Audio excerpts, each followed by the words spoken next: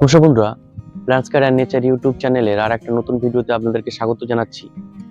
আজকাল ভ্যারাইটির যে জবাগুলো সাধারণত দেখতে খুব সুন্দর হয় এবং ফুলের যে ভ্যারিয়েশন থাকে, সেই জবাগুলো সাধারণত কি পরিচর্যা করতে হবে সেটা সম্পর্কে একটু আলোচনা করব। সাধারণত শীতকালে জবা ফুল ডরমেন্সি পিরিয়ডে থাকে এবং এই সময় গাছের ফুলের পরিমাণ কমে যায়।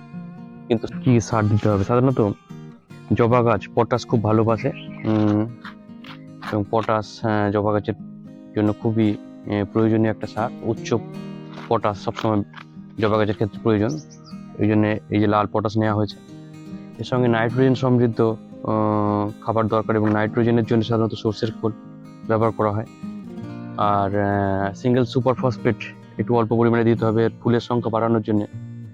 সিঙ্গেল সুপার ফসফেট আর এটা নিম খোল দেওয়া হচ্ছে। নিম খোলটা সাধারণত গাছের গোড়াতে বা শিকড়ে যে পোকামাকড়ের যে উপদ্রব হয় সেটা কিন্তু কমাতে এগুলো সাহায্য করে। এবং এর সঙ্গে হাড় গুঁড়ো এবং শিংকুচির অল্প একটু মিশ্রণ যেটা আছে এটা দিয়ে দিতে হবে। তো বন্ধুরা, একদম অল্প পরিমাণে দিতে হবে, একদম হাফ চামচ করে দিয়ে দিচ্ছি। দেখুন চারদিকে।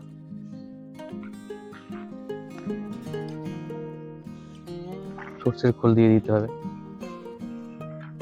নিম খোল দিয়ে দিতে হবে। গাছের গোড়াতে দেওয়া যাবে না, তো গোড়াতে একটু দূরে দিতে হবে। আর সিঙ্গেল সুপার ফসফেট পরিমাণ চারিদিকে। ভার্মি কম্পোস্ট বা গোবর সার জবা গাছের জন্য কিন্তু খুবই উপকারী, সুতরাং সেটা দিতে হবে। বন্ধুরা, যে এপসাম সল্ট হচ্ছে পটাশিয়াম এবং ম্যাগনেসিয়ামের একটা গুরুত্বপূর্ণ সোর্স। সুতরাং এপসাম সল্ট কিন্তু এটা জবা গাছে স্প্রে করতে হবে মাসে একবার।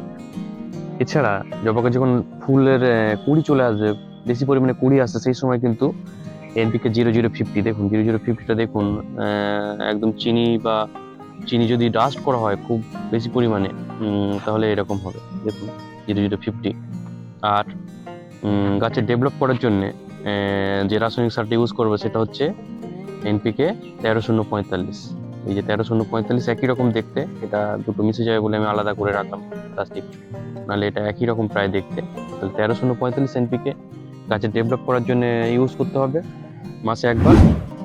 আর 0050 যখন আমরা বেশি পরিমাণে কুড়ি এবং ফুল চাইবো, তখন 0050 আমরা ব্যবহার করব। আর এজিএস ধন্যবাদ জানি, শেষ করছি।